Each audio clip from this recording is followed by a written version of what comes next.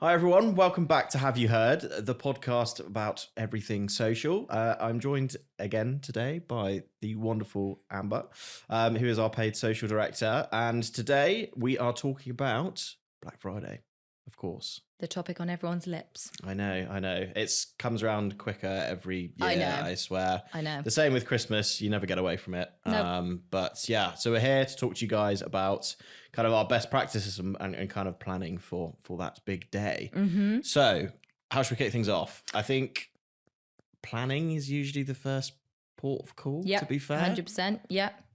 Getting ahead. And I think going back to your statement there about it being a day, I think that's the first thing we need to address is that it's no longer a day. People are going into Black Friday offers for sometime weeks. I mean, we've all seen what Amazon does and how long their Black Friday offers last. But I think, especially last year, a lot of retailers were in Black Friday offers for longer than a week. So I think it's about kind of understanding when you want to go live and how long your deals are going to offer. And ultimately as well, what your offer is going to be and whether you're going to partake in it. I know not all of our clients decide to partake in really discounting. But I think it's important to have a statement if you're not going to be involved in it to kind of let your customers know why. For sure. Yeah. I think we've got several clients that we work with. Some that are kind of more premium than others, and I think some of those that are more premium kind of do want to protect their brand slightly over the period. Black Friday is seen as a heavily discounting period, and there can be a negative impact on your brand through that. So I think fair enough to those brands that don't want to tackle it, but again, coming up with a plan to make sure that you're kind of still being present at that time. Definitely. I think is definitely important. I think one thing, important that you mentioned there is obviously just the time frame that people are running activity for now. And one of the things that we always recommend is kind of starting those conversations with clients early. It's always good to know what their plans are so we can kind of start looking at putting that strategy together now. We're in September, it's getting kind of ever closer. Realistically, we've got one whole month now before we roll into that November month. So we really want to get a plan of action in place. Definitely. For getting all of that activity set up. So we've got activity potentially running for a whole month now. What are our kind of best practices and plans that we put in place even prior to that to make sure that we're in the best place for Black Friday? Definitely. So I think you're going back to your point around kind of getting everyone in a room. So from your marketing department across departments. So you want to get your influencer or PR team, your organic social, your paid social, your PPC, all in a room together and really kind of hash out your strategy. That should be happening. That should have happened. We're talking about August. We need to be kind of pre-planning for this way in advance. But once you've kind of outlined what's going to be happening over that period, then as you come up to September and October, this is your time to really grow your audiences. And it's not just from a paid perspective that you grow your audiences. Obviously, your organic team and your influencer team are going to have a really big impact on this. They have the kind of opportunity to reach a vast audience, and anyone that's kind of engaging or heading over to your website over these kind of crucial months, they're going to be the key kind of audience that we can then retarget to during that kind of Black Friday month, we'll call it now. So I think, one of the main things is being kind of running your engagement and awareness campaigns. So throughout September and October, and also sign up campaigns as well. I think email kind of marketing is actually still such a powerful tool. It's got some of the best kind of conversion rates on. So I think it's really important to build that list ahead of Black Friday with kind of key messages around when the Black Friday deals are going live, be the first to hear, etc. People like to feel part of the brand. And I think the sign up campaigns are a great way to do that on paid social. Sure. Yeah, those data capture campaigns are hugely powerful. I think, we've run them several, for this last, couple of years for several clients.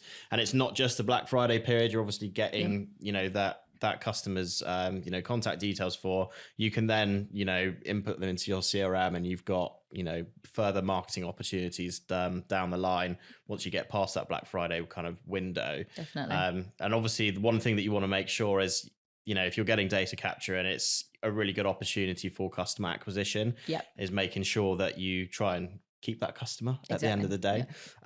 So, making sure that your shipping all goes out on time and like all of that normal customer service stuff that goes alongside kind of that initial purchase is really important.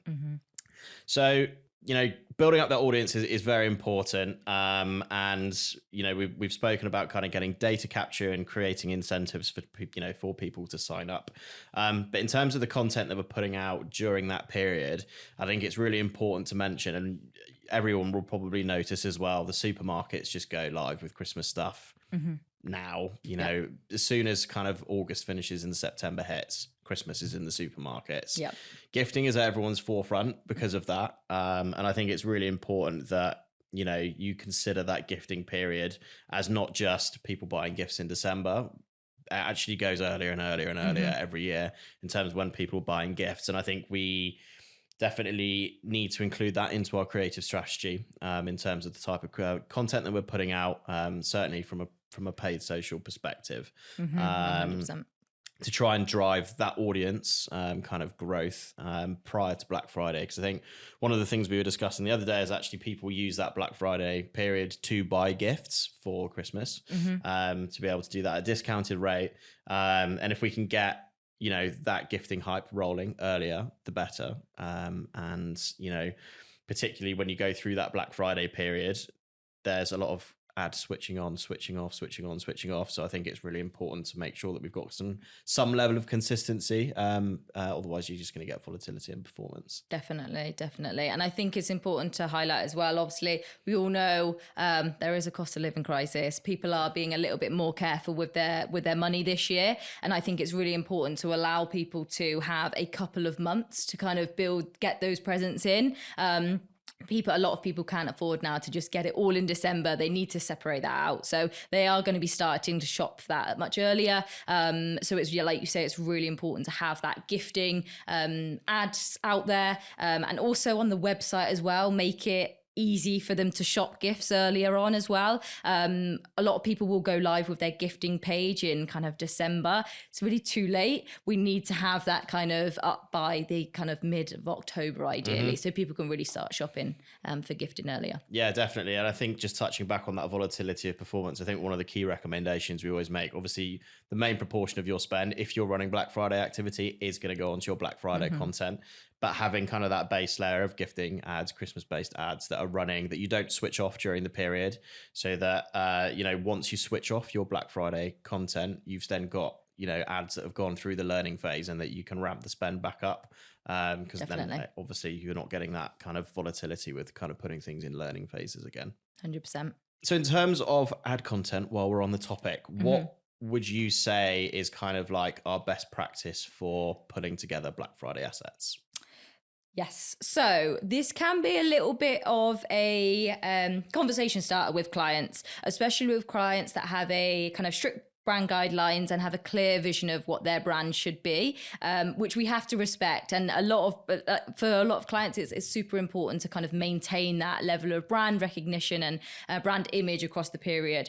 However, whenever we run Black Friday activity for our clients, bold, clear, discount messaging is the thing that's going to win. I think people are kind of expecting the discounts. So if we're kind of too subtle around it, it can get missed in the sea of everybody else's ads. So bold messaging, really clear.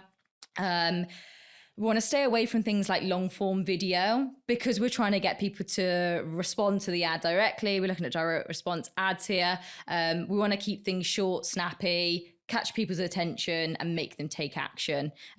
So yeah, gifts can work quite well. It's quite an easy kind of build out. We've seen that for a lot of clients, including kind of the best offer that you've got across the period. And just be bold and brave, and let go maybe of some of those preconceptions around what your brand has to be.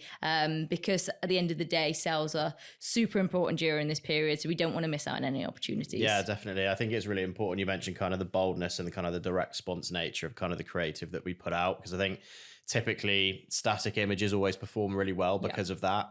You know, with a piece of video content, you're always looking for a longer piece of engagement from a user, whereas actually over that Black Friday period, you just want someone to look at the offer and go, oh yeah, I want to buy that. I'll get onto the website. And then you've kind of already captured them at that point.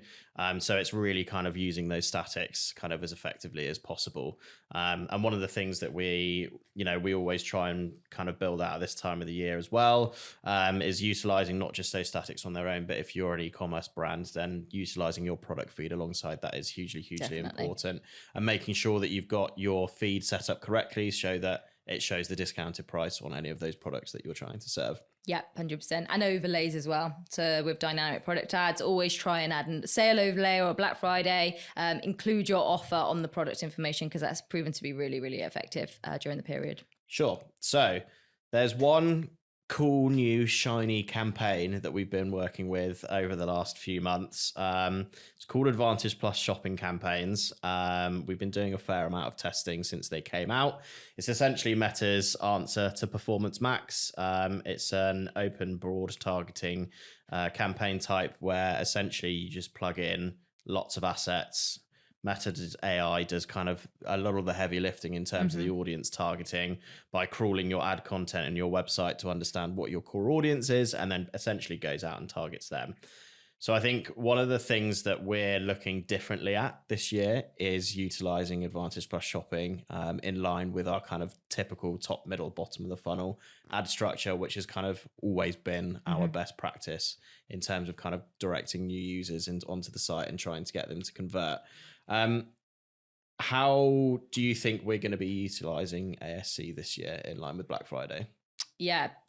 Good question. I think, like you say, we've been testing it heavily for a lot of our clients. So we've upweighted investment over the last month or so. So for most of our clients, we're investing at least 30% just to give it enough budget to kind of really do its thing. And over Black Friday, I would suggest that for those clients where we've seen great success, which is the majority of them, we'll be leaning more heavily on ASC. It's an incredibly powerful tool, and it responds well to kind of updates as well. So as we've got kind of lots of learning in it, it responds quite quickly to new updates. So it means that as we go into Black Friday month and update with kind of the Black Friday assets, is going to be quick to kind of start generating learnings and really kind of push that out effectively.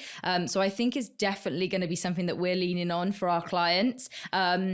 Not all clients will be well suited for. So I think for non-e-commerce clients that still want to get involved in Black Friday, it would probably be still sticking to our kind of full funnel structure. But I would say there'll be less reliance on our top of funnel and middle of funnel and more heavy weighting towards our kind of ASC campaigns. Yeah, for sure. I think, one of the things that we've, always recommended in the past is that with our typical, ad structure, top, middle, bottom of the funnel, we would always build out separate campaigns for our Black Friday activity.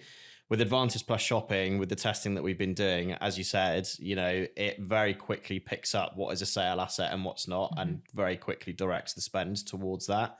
So you don't actually need to build out any separate campaigns. It just kind of directs the spend accordingly, which has been kind of a really effective, testing measure. I think, we've been running a few sale creatives through ASC today, and it's been really, really effective. And then as soon as you turn those off, it just weights the spend back into the assets that were kind of running before as well. So again, you're kind of limiting that volatility in performance by using the campaign type. Definitely. And I think a way to make sure that we've still got both running, like you say, ASC kind of gets rid of some of that, like you mentioned, volatility. But if we have the gifting ads, it means that the ASC campaigns is going to quickly switch back to kind of pushing that gifting. And we can kind of expect to see less assets kind of stuck in learning, which is obviously crucial over that period. We don't want anything kind of stuck in learning or learning limited over that period. For sure. Cool. I think there's a fair few bits that we've covered there. Have you got any final thoughts on Black Friday before we finish up today? Just if you haven't started planning, get planning. Thanks very much for listening, guys. Please make sure you give us a like, follow, subscribe on whatever platform you're watching or listening on, and we will see you soon.